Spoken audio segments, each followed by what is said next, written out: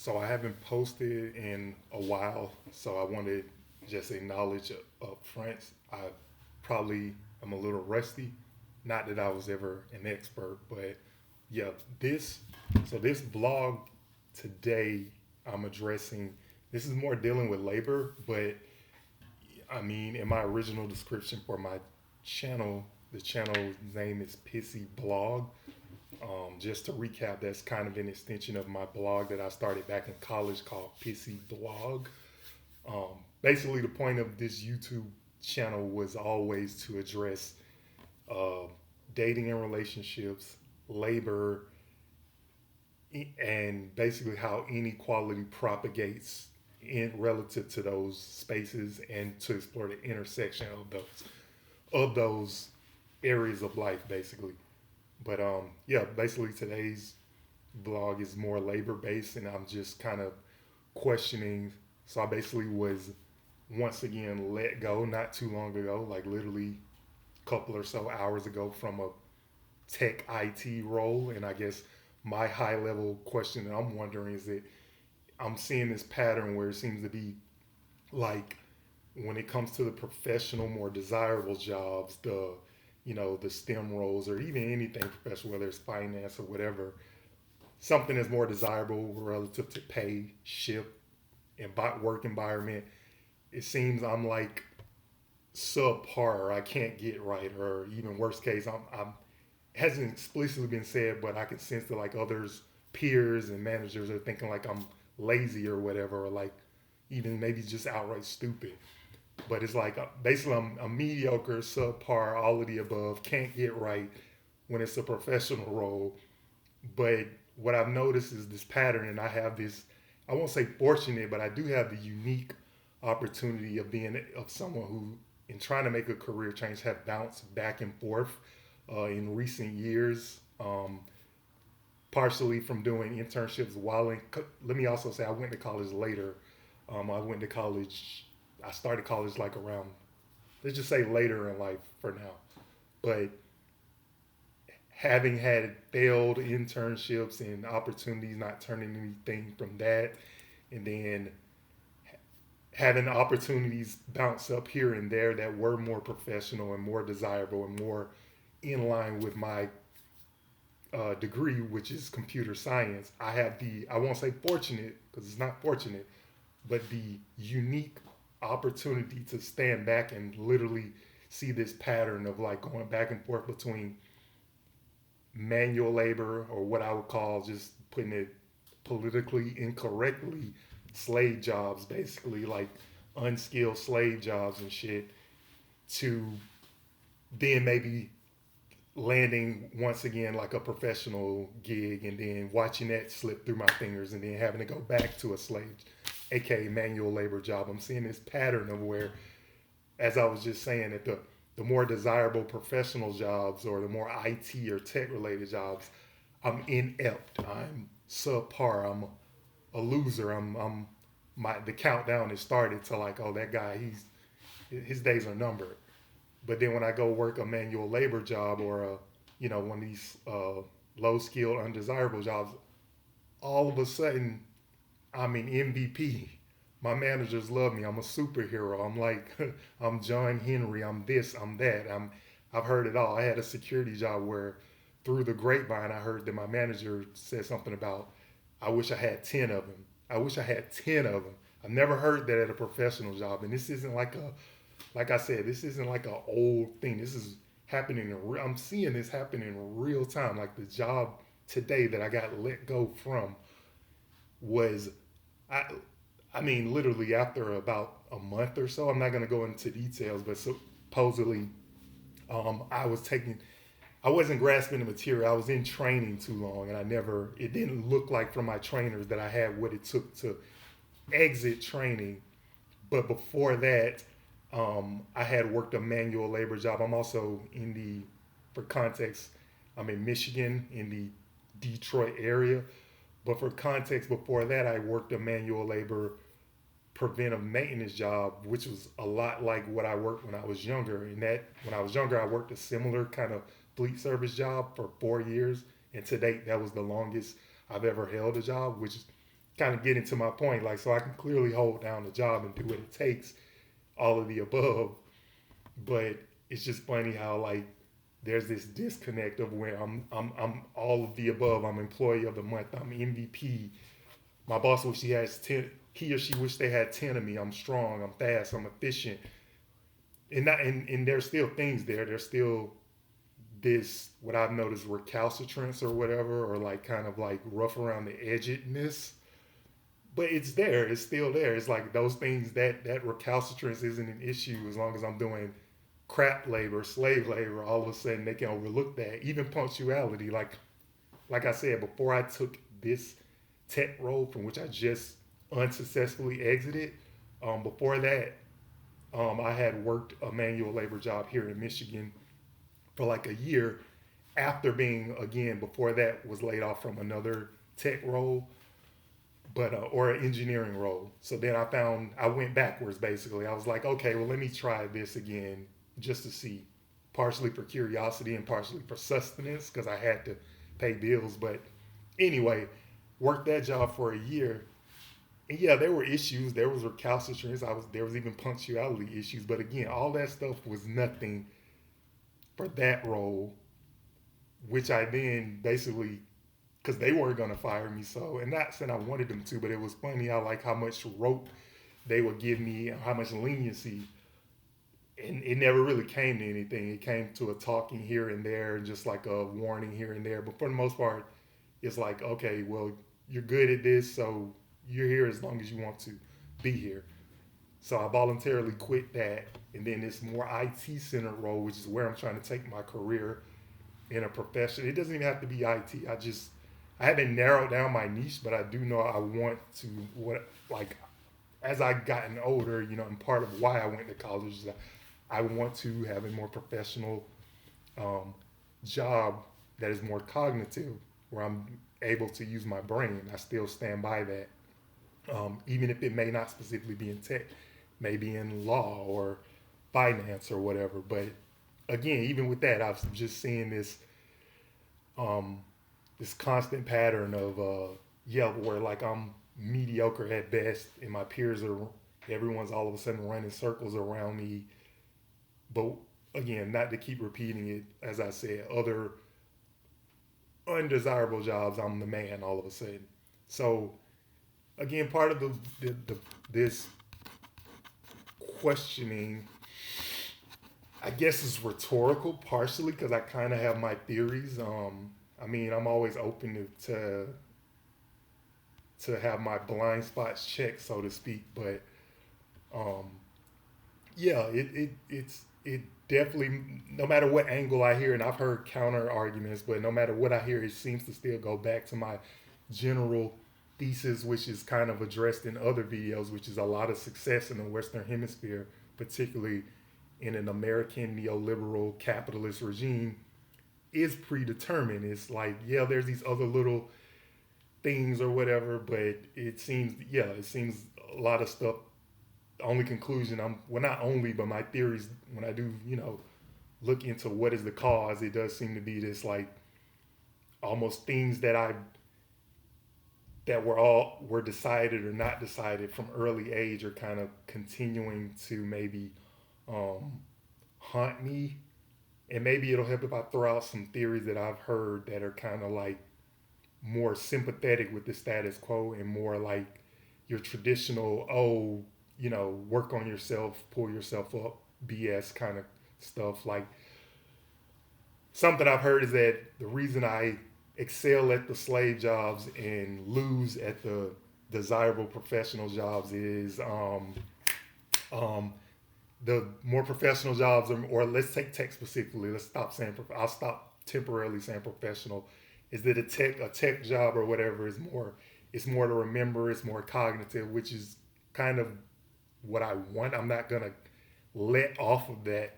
I do want to engage my brain for 8 hours a day, but supposedly I heard that it's the other jobs is not much thinking, so you're up against something different and you're at a disadvantage maybe because it's more thinking, which again, I'm open to accept that, but it's just that even right now as I stand, I pretty confident. I might be rusty, but with a little bit of conditioning, I could pass most high level math classes.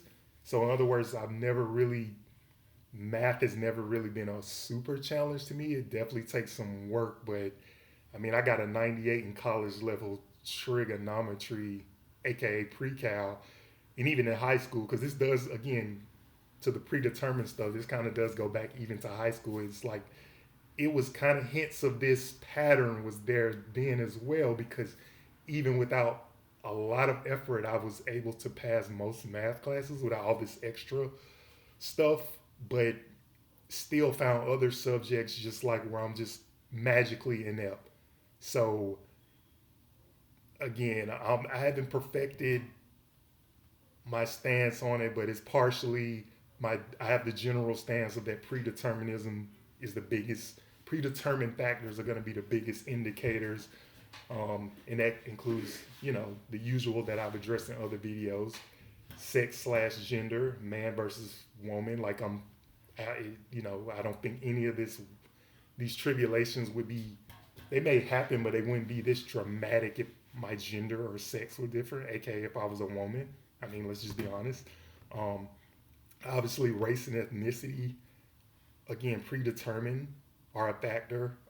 Some people would say, "Oh no, it's upbringing," but that's highly correlated with ethnicity and race. I mean, because as we can see, certain cultures or certain ethnicities generally raise their kids pretty much same kind of way. So they're highly correlated. So I wouldn't even split those up. But um, yeah, that's and it back to the gender thing. There may be an aspect of like what skills in a Western neoliberal society are rewarded and what are kind of penalized. So I mentioned the word recalcitrance, and I do think there's a little bit of there, which is just kind of a fancy way.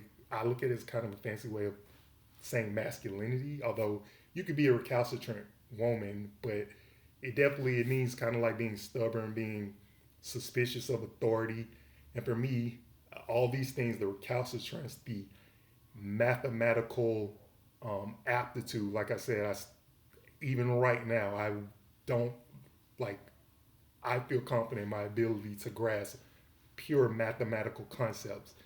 Um, so I'm seeing this, logic, math, and being philosophical seem to be I guess if I had to throw another theory out there or a similar theory is that it's something about that too is like the traits I possess, and some of which do include, like I said, math, that does include being cognitive. So the cognitive argument doesn't really hold up to me, um, are there, but it's not the right kind of intelligence. It's not the right kind of cognitive ability. Whereas other things, compliance, uh, religion, or being tolerant of like religious concepts, seem to be more rewarded. And that does seem to be the pattern. Like not the, this is something I may open up on in another video. It should probably deserve its own discourse, which is that a lot of these professional jobs, especially these STEM roles, definitely seem like little cults, and they seem highly religious. Like the subject matter is not math, it's not mathematical.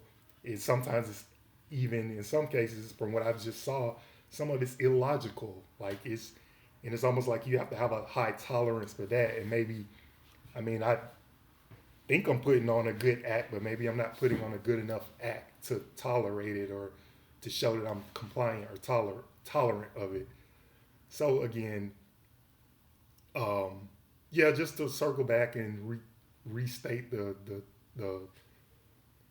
point of this blog is just rhetorically, because I kind of know, but why it seems I'm almost magically, almost to this Manchurian candidate like effect of like where you put me in a manual labor slash kind of more slave like setting, and all of a sudden I'm John Henry, I'm running circles around people, I'm getting this and that done. But all of a sudden my brain, when you put me in one of these cult like STEM like environments, or even like I said, I won't go too much into it, but I'm assuming the same thing may happen in like a finance type environment, which isn't even, I mean, it's not STEM, but it's also not, from the little I've dabbled in it, aka getting the SIE certification, is still not really math. It's a little algebra, but it's again, you're once entering. I mean, what is finance? It's speculative. I won't call it speculative nonsense. I won't dismiss it like that. But it's again, it's not. It's once again, it's like absorbing a dogma. It's not really. It's not math. You're not doing calculus. You're not doing equations. It's not. It's a lot of debates, a lot of speculations, a lot of theories about it that you ask one person in one part of the world, oh, you know, don't put this in a portfolio. Ask someone on another side of the world and they got a different answer. That's not math, that's religion. It's ambiguity. And I don't really, I'm learning, I guess, that I don't really prosper in that type of environment. So, but it's just, this, I guess, videos, if anyone else is maybe like me where you trying to make a change, a career change or whatever, and you're noticing this weird pattern of like, whoa, wait, why do I suck at this? But all of a sudden my software kicks in and I excel at other stuff. But then my brain almost like, that's why I can describe it as it's happening, because I try to be conscious of it this time, is that my brain is like, I'm in the training, I'm on site. I should also mention the logistics. This wasn't remote, which is I do have this. I've grown suspicious of remote work. I do think in the past opportunities I've fumbled. I do think that is a factor. I do, and I still do. And there was a little bit of remote days here and there, which may have, it's never one thing. It may have led to my demise, that I can think back. But for the most part, it wasn't remote. I was literally there staring at the trainers, which, yeah, I mean, they were female, so I don't know. Again, this is all happening. I'm still processing it.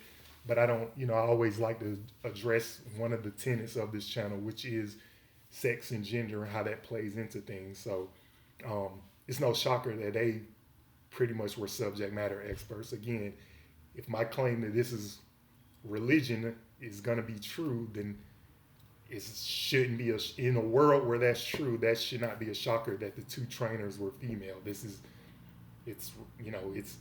again, it's not math. It's dogma. It's religion. It's ambiguity. It's drama is another word I'll throw out there. It is. It's a little bit of drama there because things aren't numerical, so you can debate about them. Just like kind of like with finance, it's like depends who you ask type shit. So yeah, I think I've kind of vented here. Definitely haven't gotten the frustration out. I don't know what is up with this whole simulation that I've been born into. I'm still trying to grasp it, but like I definitely see this pattern. I'm just throwing it out there of like, again, almost to a point where I'll even take it in a even more conspiratorial direction. I'm like, is it something in the vaccine? Like, why is it that, like, even when I'm in class for 8 hours a day, even if we take it back to high school, I'm present, I'm there, that one type of subject, I'm struggling at, but other types of subject, aka philosophy, math, logic, and by the way, I do like this. Discrete math was one of my favorites. So just throwing out the logic thing, I'm not just throwing that word out because it's a buzzword that people use to describe men. I've heard it before, but yeah, I did discrete math, which is basically a study in logic. I did like that, and I appreciated it. I found it kind of fun. So I'm not just using the word logic. It is math, logic, philosophy. These things all speak to me, but this other stuff that stands almost contrary to it, the sciences, the engineering, which even though I was told they had math, they're usually with these STEM jobs, there's no math. So much so that I'm of the mindset they need to take the M off of STEM. It's so different. It's antithetical to the other characters in the acronym. So hopefully I'm not scatterbrained too much for any listeners to understand. Hopefully it speaks to you. This has happened. I do also want to address another counterpoint because I already mentioned the counterpoints for what I've heard for why this doesn't work, or in that it's not some super predetermined pattern. It's this or that. Like I said, I already mentioned the thing about it being related to one role being cognitive and requiring more thought. Um, that one, like I said, I don't think it's true because I'm highly mathematical, which requires thought. Um, I also would say it's still predetermined because if you were to take, I more look at it as like it's not really so much that it's one is cognitive and one isn't, because that's ambiguous. What takes thought is going to be different to everyone. Like if you put a doctor in McDonald's, like a physician who went to Emory who's excelling in their career, if you snatched them out of that and put them in a McDonald's job or something like that, or even Uber, they may have to think heavily about that too because it's not what they did, aka predetermined. It's not what they did before a certain point. So there's some nuance there, which leads me to the next counterpoint that I heard from a family member, which is um, maybe it's, let's just say it's certain recreational habits, that may be hindering my thought, which again, I don't, it doesn't hinder my thought with some things, so why would it hinder my thought with this? It doesn't hinder my thought with math, so why would it hinder my thought with something else? It doesn't. And when I'm saying, I'm speaking of like hypothetically, let's say maybe it's because I do drink. So let's say maybe it's alcoholism or something, or maybe other habits, maybe staying up too late or whatever. Hypothetically, I'm gonna say no, and I also would reference other.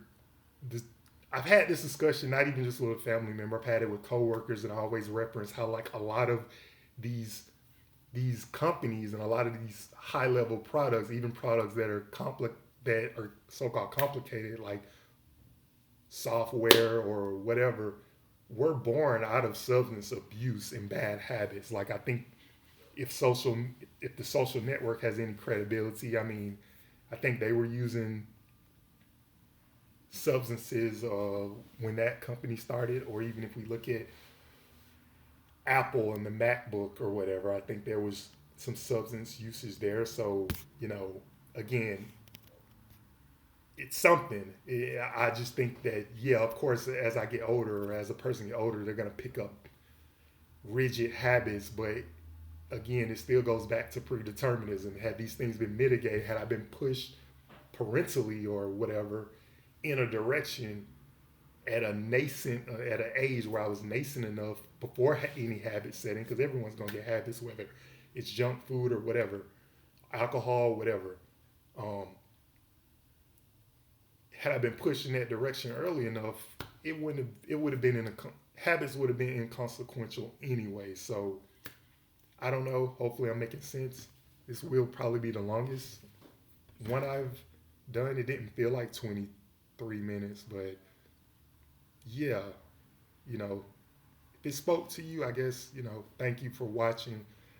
And I'll say what I say on my blog is stay pissed, basically, because, again, the name of this channel is Pissy Blog. It's an extension of Pissy Blog. Feel like I might have forgot something. I addressed the counterpoints,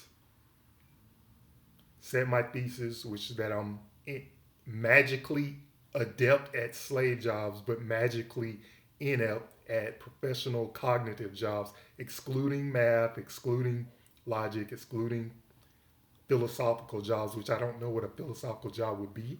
I haven't got to taste that yet, but if it's out there, the only thing I could think of would maybe be working for like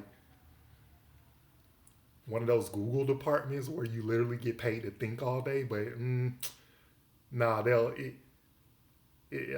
probably go in a bad direction too. It'll probably be run by a bunch of